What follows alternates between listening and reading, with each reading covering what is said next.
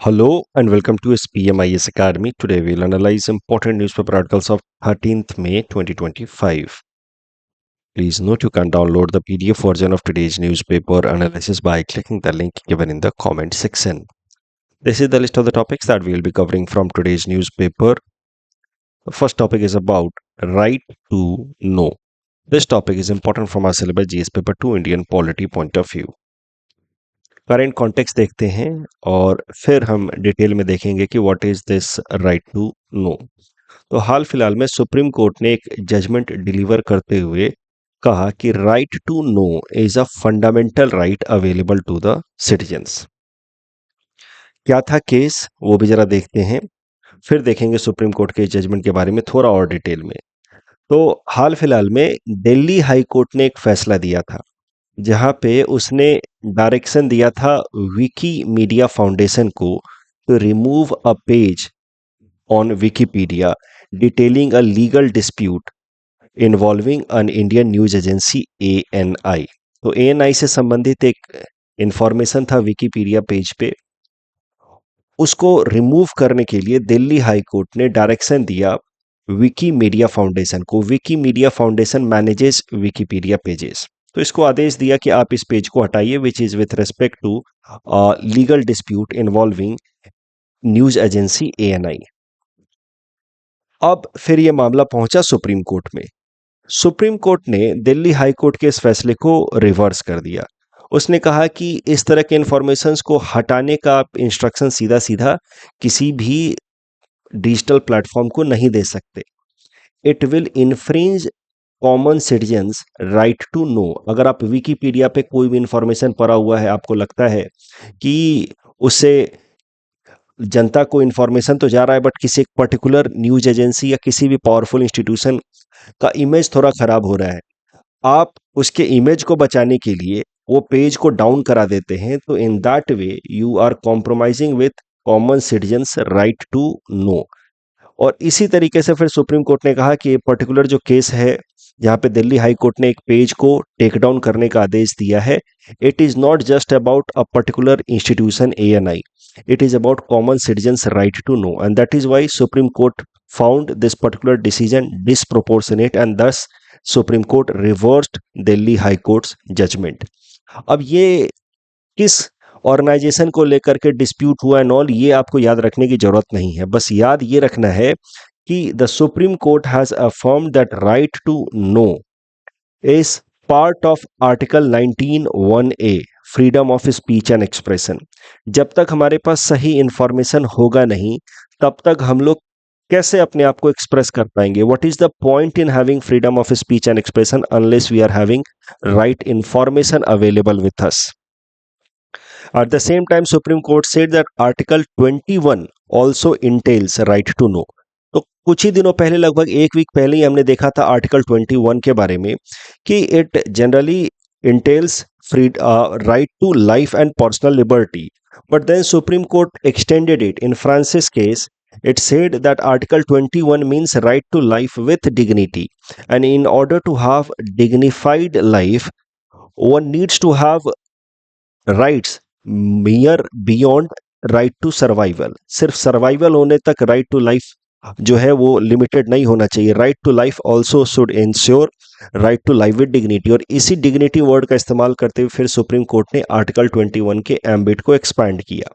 Time to time उसके ambit को expand करते रहे Supreme Court, and now Article 21 also includes right to know as per one Supreme Court's direction.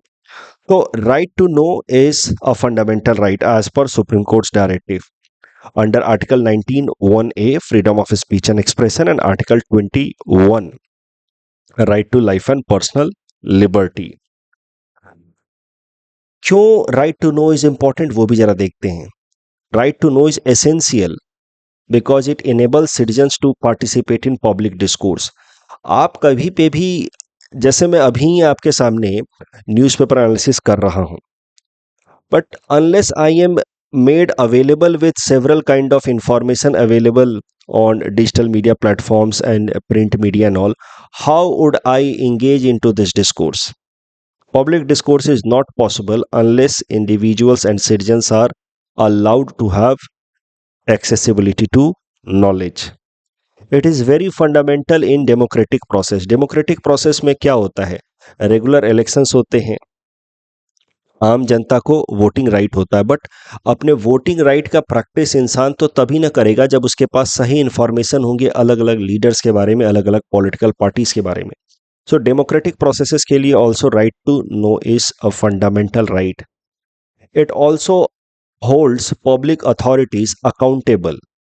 जो भी लोग पावर में हैं उन लोगों के बारे में अगर सही इंफॉर्मेशन, उनके कामकाज करने के तरीके के बारे में सही इंफॉर्मेशन आम जनता तक जाती रहेगी, तभी जाकर के वो रिस्पॉन्सिबल तरीके से एक्ट करेंगे. And it will also ensure justice effectively. अगर कहीं पे भी कुछ गलत होता है, आम जनता को अगर उसकी खबर हो ही ना.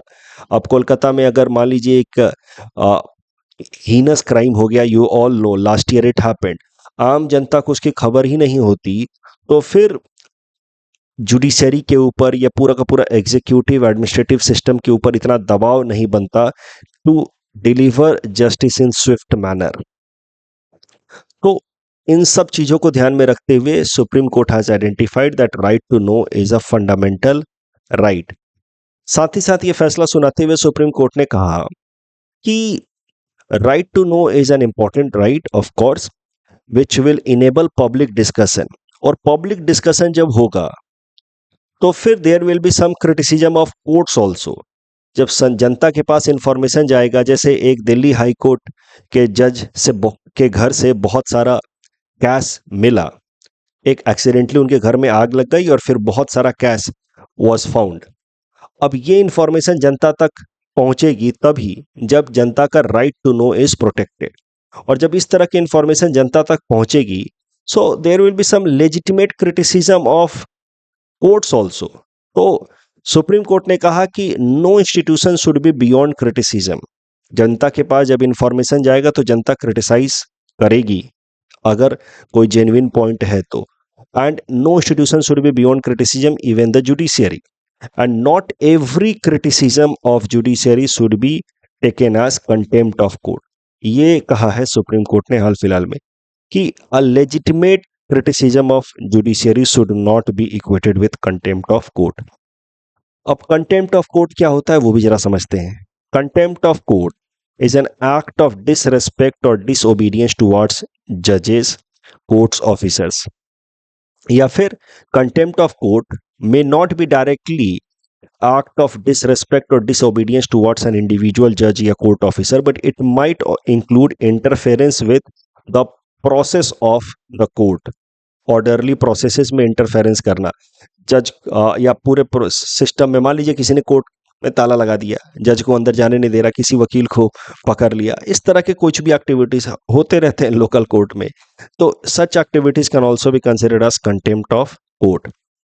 कंटेम्प्ट ऑफ कोर्ट के अंतर्गत पनिशमेंट देने का पावर है सुप्रीम कोर्ट के पास as per article 129. Similar kind of power is with High Court under article 215. Supreme Court can punish as well as high court can also punish. Even lower courts have power of punishing individuals for contempt of court. अब ध्यान देने वाली बात यह है prelims perspective से कि दो Supreme Court and High Court have been enabled to punish individuals or institutions for contempt of court, but what exactly constitute contempt of court has not been defined in the constitution. Contempt of court act 1971 बनाया गया parliament द्वारा, जहां पे कुछ broader ideas दिए गए कि क्या क्या एक्टिविटीज को कंटेम्प्ट ऑफ कोर्ट माना जाना चाहिए. आज पर दैट कंटेम्प्ट ऑफ कोर्ट के अंतर्गत सिविल एंड क्रिमिनल केसेस लाए जा सकते हैं अंडर और अगेंस्ट एन इंडिविजुअल या institution. But the problem is, क्यों हाल फिलहाल में सुप्रीम कोर्ट ने कहा है कि हर एक लेजिटिमेट क्रिटिसिज्म को कंटेम्प्ट ऑफ कोर्ट नहीं माना जाना चाहिए? क्योंकि जुडिशियरी के अगेंस्ट कुछ भी जेन्युइन क्रिटिसिज्म करने में भी लोग घबराते हैं कि कहीं उनके खिलाफ कंटेम्प्ट ऑफ कोर्ट के चार्जेस ना लग जाएं. And that is the reason why judiciary somehow rises beyond any kind of criticism, क्योंकि उसके पास कंटेम्प्ट ऑफ कोर्ट लगाने का पावर है और उसके अंतर्गत पेनलाइज करने का, पनिश करने का पावर है. And that is why sometimes holding judiciary accountable for its action becomes difficult. जनता के पास सही इंफॉर्मेशन हो, सही नॉलेज हो about judiciary, yet people generally avoid doing any genuine criticism also of the judiciary. जैसे ये दिल्ली हाई कोर्ट वाले मामले में भी जनता जो है खुल करके बोलने से घबरा रही है अगेंस्ट जजेज एंड ऑल, बिकॉज उनको डर है कंटेम्प्ट ऑफ कोर्ट का। News channels, print media are also hesitating away from openly taking or talking about the issues concerned with Indian judiciary because of the fear of contempt of court। तो उसी context में फिर supreme Court ने कहा है कि contempt of court का sparingly, rarely इस्तेमाल होना चाहिए, तभी जाकर के even judiciary would be accountable to public scrutiny. इस टॉपिक डिस्कशन के बेसिस पे ये प्रीलिम्स प्रैक्टिस क्वेश्चन है। Please attempt this question and submit the answer in the comment section. Next topic is about 83rd session of International Maritime Organisation's Marine Environment Protection Committee. Important हो सकता है आने वाले prelims exam के point of view से, क्योंकि अभी शायद से वो पेपर सेट कर रहे होंगे। ये सब हाल फिलहाल के डेवलपमेंट्स इंपॉर्टेंट हो सकते हैं। Important from our syllabus GS paper 3 environment point of view. सबसे पहले आईएमओ के बारे में समझते हैं, इंटरनेशनल मैरीटाइम ऑर्गेनाइजेशन। ये ऑर्गेनाइजेशन एक इंटरनेशनल ऑर्गेनाइजेशन है, ऑफ कोर्स नाम ही है इसका International Maritime Organisation. It mainly aims at curbing environmental impact because of shipping industries and other related activities that has negative aspect या negative impact on marine ecosystem. International Maritime Organization is an international organization which aims at curbing environmental impact on marine ecosystem. IMO एक specialise agency है United Nations का। इसका headquarter है in London. दुनिया के 175 countries इसके member हैं। There are 3 associate members. India has been member of IMO since 1959। इसका मेन काम है कि मैरीटाइम सेफ्टी को इंश्योर कराए, environmental concerns in ocean area को एड्रेस करे, legal matters with respect to maritime system, कहाँ कहाँ पे किसका क्या जुरिडिक्शन होना चाहिए, वो सब चीज़ें देखता है। टेक्निकल कोऑपरेशन इन मैरीटाइम ऑपरेशन, मैरीटाइम सिक्योरिटी भी देखता है, एफिशिएंसी ऑफ शिपिंग्स पे भी काम करता है, ताकि शिपिंग इंडस्ट्री के कारण इन्वायरमेंटल डिस्ट्रक्शन ना हो, खासकर मैरीटाइम इकोसिस्टम के अंदर। तो इंटरनेशनल मैरीटाइम ऑर्गेनाइजेशन है। इंटरनेशनल मैरीटाइम ऑर्गेनाइजेशन के अंतर्गत कई सारे इंपॉर्टेंट इंटरनेशनल कन्वेंशंस भी फाइनलाइज किए गए हैं। For example SOLAS, safety of life at seas, MARPOL, maritime pollution को मेनली डील करने के लिए जो इंटरनेशनल कन्वेंशन है अंडर आईएमओ, उसका नाम है मारपोल। तो आईएमओ का सिग्निफिकेंस अगर देखा जाए तो IMO helps in regulating global trade, क्योंकि दुनिया का लगभग 80% ट्रेड जो है वो शिपिंग रूट से होता है, एंड शिपिंग एक्टिविटीज को रेगुलेट करता है IMO. IMO can also be considered as an important institution working in the direction of attainment of SDG number 14. SDG number 14 talks about life below water. आपको पता है sustainable development goals United Nation platform पे adopt किए गए हैं। There are 17 sustainable development goals that has to be attained by world countries by 2030। वो 17 goals यहाँ आपके सामने लिखे गए हैं। उसमें से goal number 14 is about life below water. Life below water simply means conservation of life below water, maintaining the ecosystem of oceanic areas. तो SDG number 14 which is about life below water and conservation of ecosystem and marine areas, उसको protect करने में काम करता है IMO. Overall it works in the direction of promoting blue economy. Blue economy simply means sustainable use of marine resources. जैसे अर्थ के ऊपर जो टेरिस्टेरियल एरियाज हैं, ग्राउंड है, वहां पे सस्टेनेबल यूज ऑफ फॉरेस्ट को हम लोग कहेंगे, या other resources arising from the surrounding, उसको कहते हैं हम लोग ग्रीन इकोनॉमी। वैसे ही sustainable use of marine resources को कहा जाता है blue economy. And most importantly IMO works in the direction of preventing maritime pollution due to shipping. तो शिपिंग एक्टिविटी के कारण होता क्या है, कई बार ऑयल स्पिल जो हो जाता है, मेनली ऑयल के कंटेनर जो हैं वो ट्रांसपोर्ट किए जाते हैं बाय शिपिंग इंडस्ट्री। कभी कभार लीकेज हो जाता है, ऑयल स्पिल होने के कारण फिर जो वाटर बॉडी का, सी हो या ओशन हो, उसके इकोसिस्टम को नेगेटिव इम्पैक्ट होता है। कई बार शिप जो है वो ब्रेक डाउन हो जाता है, उसके कारण बहुत सारे हेवी मेटल्स रिलीज होते हैं in the ocean which has damaging effect on maritime ecosystem. तो इन सब चीज़ों को डील करने के लिए भी आईएमओ काम करता है। Already told you 2 important convention at IMO is SOLAS and MARPOL. MARPOL की बात की जाए तो it specifically works in the direction of preventing pollution coming from ships. MARPOL का पूरा नाम ही है मरीन पॉल्यूशन। तो this international convention at IMO was finalized in 1973। इसके अंतर्गत प्रोटोकॉल लाया गया 1978 में। देखिए प्रोटोकॉल और कन्वेंशन के बीच का अंतर क्या होता है। Conventions are the broader agreements, but उसके अंतर्गत प्रोटोकॉल्स लाए जाते हैं विच इंटेल्स स्पेसिफिक गोल्स और टारगेट। तो MARPOL convention was brought in 1973 and certain protocols were added under 1978 in 1978। अब मार्पोल जो इंटरनेशनल कन्वेंशन है, इस कन्वेंशन के टारगेट्स को पूरा करने के लिए आईएमओ के अंतर्गत एक कमिटी बनाई गई है। So whenever you establish a target for yourself, you need to create a body set of professionals to ensure that those targets are attained। IMA ने ये इंटरनेशनल कन्वेंशन फाइनलाइज किया मार्पोल, और अब आईएमओ ने अपने अंतर्गत ये कमिटी बनाई है marine Environment protection committee, एमईपीसी।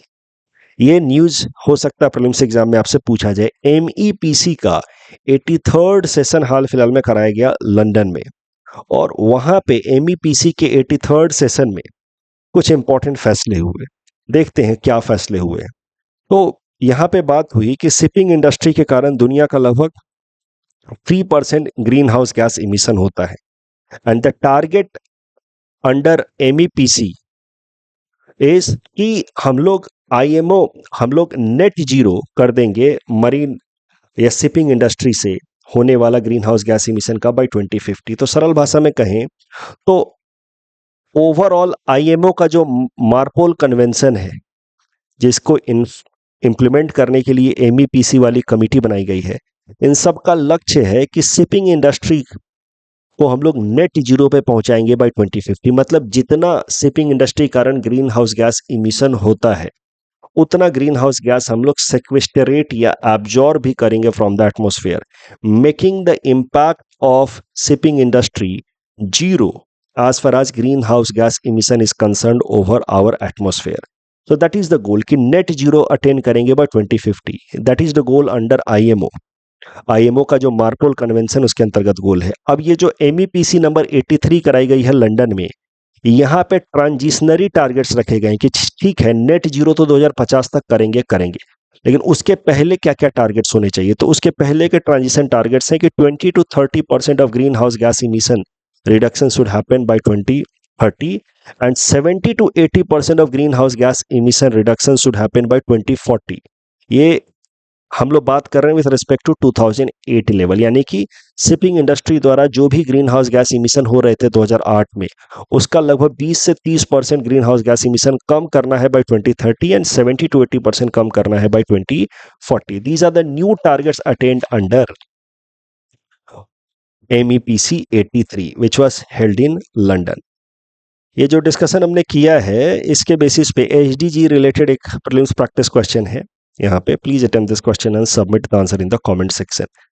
IMO से संबंधित यूपीएससी ने साल 2023 में ये मेंस में प्रश्न पूछा था। आप इस क्वेश्चन को अटेम्प्ट कर सकते हैं। If needed you can look at the hints provided also. Next topic is about revised Shakti policy, important from our syllabus GS paper 3 Indian economy point of view. Shakti policy क्या है पहले वो समझते हैं। Shakti stands for scheme for harnessing and allocating Koyla transparently in India.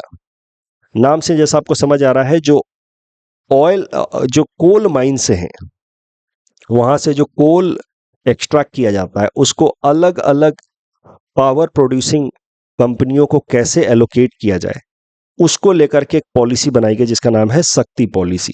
It was brought in the year 2017। Shakti policy ensures that there should be transparent and efficient allocation of coal to the thermal power plants। Thermal power plants में mainly कोल का इस्तेमाल होता है, जहां कोल की मदद से वो पावर जनरेट करते हैं। तो भारत में अलग अलग थर्मल पावर प्लांट्स हैं, उनको कोल कैसे मिले। There are many government run thermal power plants, but there are several private thermal power plants as well. तो सरकारी और प्राइवेट थर्मल पावर प्लांट्स को कोल एलोकेशन कैसे हो, उसके लिए था शक्ति scheme.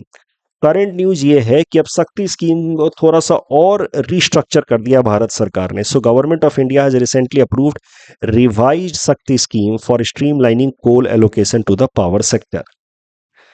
As per the new policy, now there are only two categories for coal allocation. Two categories जिसको हम लोग two windows भी कह सकते हैं for coal allocation. Window number 1, coal at notified price. तो जो कोल एक्सट्रैक्ट होगा, जब विंडो 1 के अंतर्गत उस कोल का डिस्ट्रीब्यूशन किया जाएगा, तो it will be done at a fixed notified price. Government एक प्राइस नोटिफाई करेगी कि इतना टन, इतना रुपया, मान लीजिए 5,000 रुपए फॉर 1 टन कोल, मान लीजिए, तो that price will be fixed under window 1 and coal will be allocated at this fixed or notified price. This window will be available for central as well as state government owned thermal power plants. यही लोग window 1 के अंतर्गत कोल access कर सकते हैं at a notified price या fixed price. But there will be window number 2 also. मान लीजिए विंडो 1 के अंतर्गत कोल अवेलेबल नहीं है, तो there will be window number 2 also where the coal will be available at premium price. मतलब जो नोटिफाइड प्राइस है उससे थोड़ा सा एक्स्ट्रा पैसा दे करके कोई भी थर्मल पावर प्लांट कोल खरीद सकता है। यहाँ पे all domestic coal based power producer, चाहे वो प्राइवेट हो चाहे गवर्नमेंट हो, all of them can participate. Here the coal will be allocated through auction. यहाँ पे बोली लगाई जाएगी, बिडिंग होगी, और बेसिक प्राइस जो होगा वो नोटिफाइड प्राइस विंडो नंबर 1 में था वो होगा। उसके ऊपर जो जितना बिडिंग लगाएगा उस हिसाब से उसको कोल अवेलेबल होगा अंडर विंडो 2। तो that is why window 2 is known as coal at premium price. जो नोटिफाइड या बेसिक फ्लोर प्राइस है उससे थोड़ा प्रीमियम दे करके, आपको एक्स्ट्रा दे करके आपको कोल मिल जाएगा। And this will be available through auction. यहाँ पे अलग अलग जो थर्मल पावर प्लांट्स वाले कंपनियां हैं वो ऑक्शन करेंगी। यहाँ पे विंडो 2 के अंतर्गत coal will be available to thermal power plant companies for short term as like for 12 months as well as it can be for long term like 25 years। यहाँ पे ऑक्शन में पार्टिसिपेट करके 25-25 साल तक कोल को एक्सेस करने का आप राइट्स ले सकते हैं by participating in this auction. का आपने रेट फिक्स करा दिया 7,000 रुपए पर टन, तो अब आपको 25 साल तक एग्रीमेंट के हिसाब से आपको कोल मिल सकता है अंडर विंडो 2। ये जो विंडो 2 है इसने क्या किया है, एक फ्लेक्सिबिलिटी प्रोवाइड कर दी है। Now all the domestic thermal power plants are assured कि अगर उनको विंडो 1 में कोल मिला तो मिला, नहीं तो विंडो 2 तो है ही है। प्राइवेट कंपनियों के लिए तो विंडो 2 ही है, सरकारी कंपनियों के लिए विंडो 1 में मिला ठीक है, नहीं तो फिर विंडो 2 तो है ही है। यहां से उनको कोल मिल ही जाएगा, थोड़ा सा एक्स्ट्रा पैसा देना होगा, but they will be able to access coal for thermal power generation. तो फायदा क्या हुआ, benefit of this revise Shakti policy? सबसे पहले तो simplification.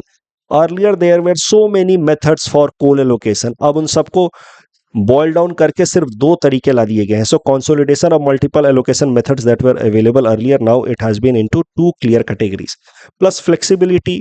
Now the thermal power plant companies have option to go for notified price under window 1 या फिर to go for auction under window 2। तो flexibility है।